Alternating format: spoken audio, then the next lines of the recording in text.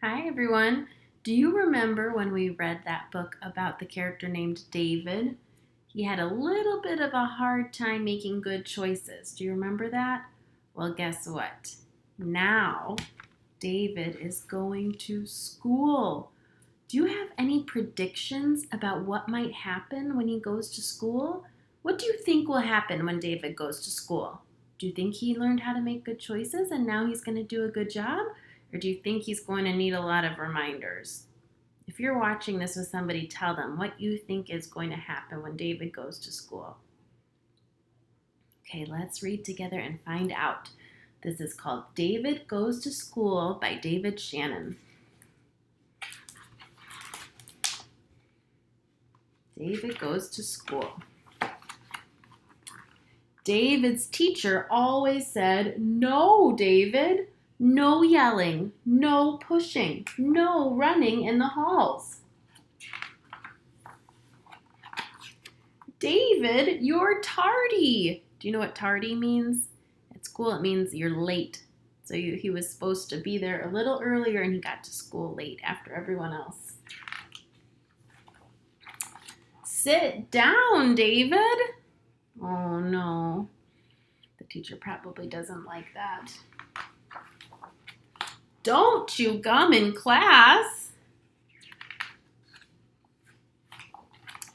"David, raise your hand."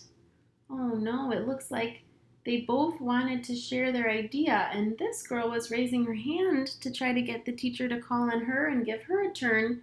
But instead of remembering to raise his hand, David just started talking. Can you tell on her face how that makes her feel? It looks like she might be kind of sad because now she's not getting a turn. He's kind of taking the turn. "Keep your hands to yourself." Oh no, would you like it if someone touched you with paint on their hands? I don't think so. "Pay attention." Oh, I think he's missing out on what the other kids and the teachers are saying. It seems like he's kind of distracted, looking in other places. "Wait your turn, David." So look, at their school, you're supposed to wait in a line, and then when you get to the front, you get to choose your food. And all of these kids are waiting, but David's just kind of walking up to the front. He looks happy, but I don't think any of his friends look very happy that he's doing that. "I don't care who started it." Oh my goodness. It looks like they were throwing food at each other. So I think they're both saying that the other person started it, but the teacher kind of feels like it doesn't really matter. If one person did something wrong, the other person shouldn't do the same thing. Now look what a big mess that is. If somebody does something wrong, a better choice would probably be to go get a grown-up instead of doing the same mistake that that person did. "David, recess is over." I know it's hard for me to stop doing fun things that I like. Do you ever have a hard time stopping when you're doing something fun? Seems like he's having a hard time, but it's really important to listen to the grown-ups when they say you need to change what you're doing.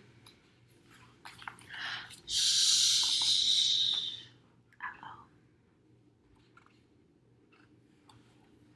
Uh-oh. Again? Uh-oh.